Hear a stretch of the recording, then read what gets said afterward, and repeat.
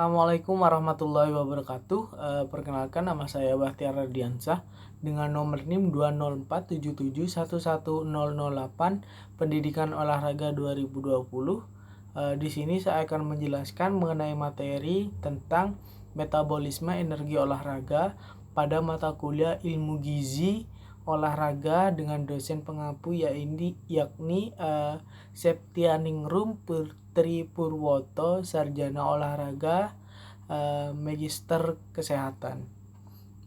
Selanjutnya, pada metabolisme energi olahraga di sini akan saya bagi menjadi 3 penjelasan, yakni tentang definisi, tentang tipe atau jenis, dan yang terakhir yakni tentang fungsi.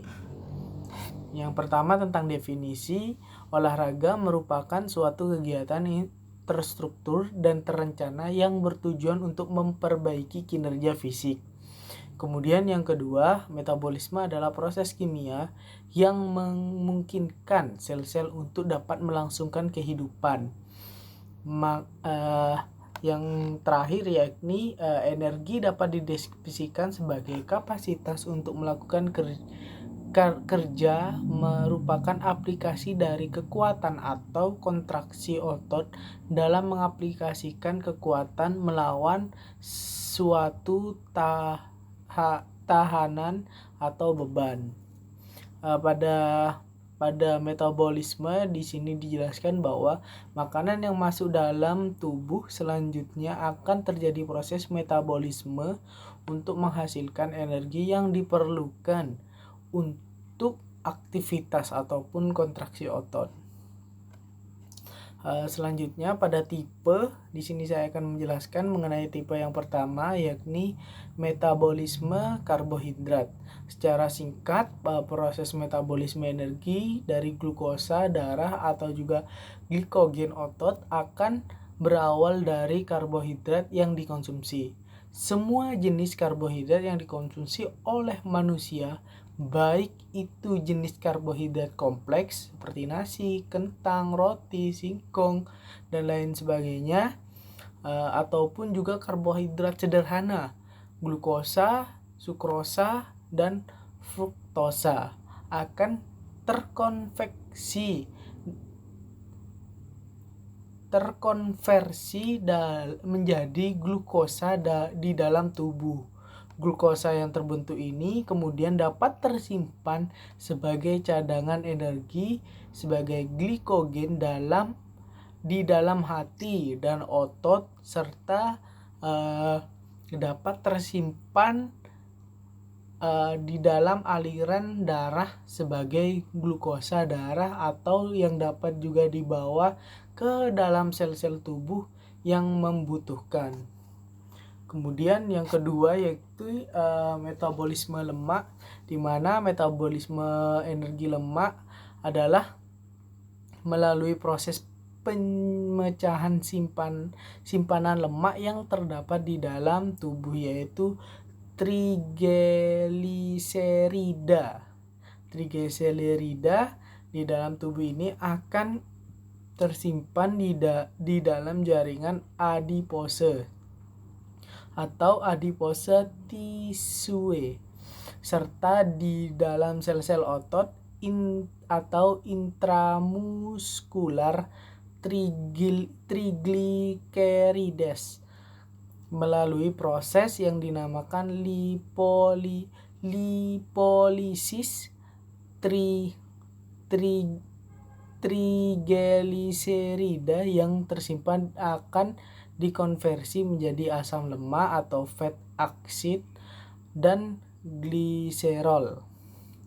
Kemudian pada metabolisme protein, di sini adalah proses kimia dan fisik yang mencangkup pada perubahan anabolisme protein menjadi asam amino dan mengurangi katabolisme asam amino pada protein. Asam amino yang telah tersebar melewati darah dan masuk ke dalam jaringan tubuh akan disintesis kembali menjadi protein.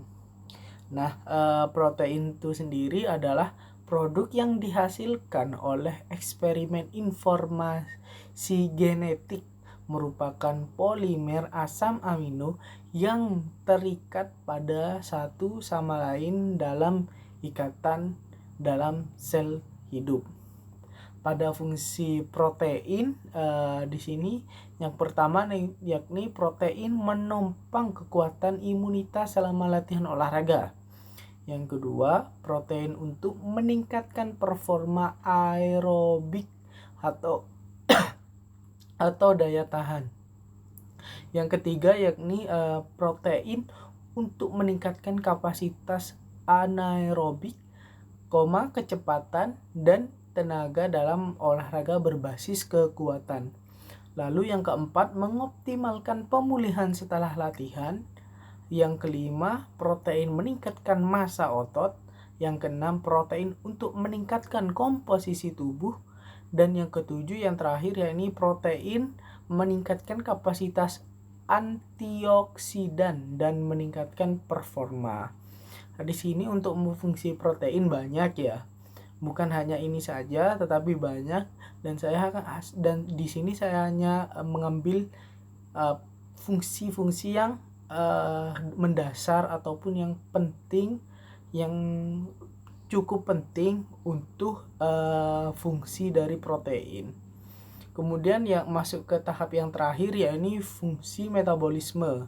Fungsi metabolisme ini dibagi menjadi 5. Yang pertama, respirasi jaringan pada tubuh. Yang kedua yaitu pertumbuhan jaringan tubuh. Dan yang ketiga yakni menghasilkan energi dari perubahan zat-zat makanan yang ada pada tubuh.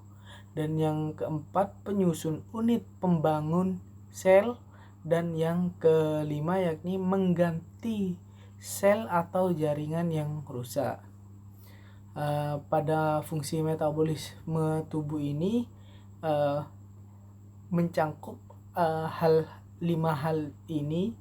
Bisa kemudian mungkin hanya itu saja yang dapat saya sampaikan pada presentasi materi tentang metabolisme energi olahraga.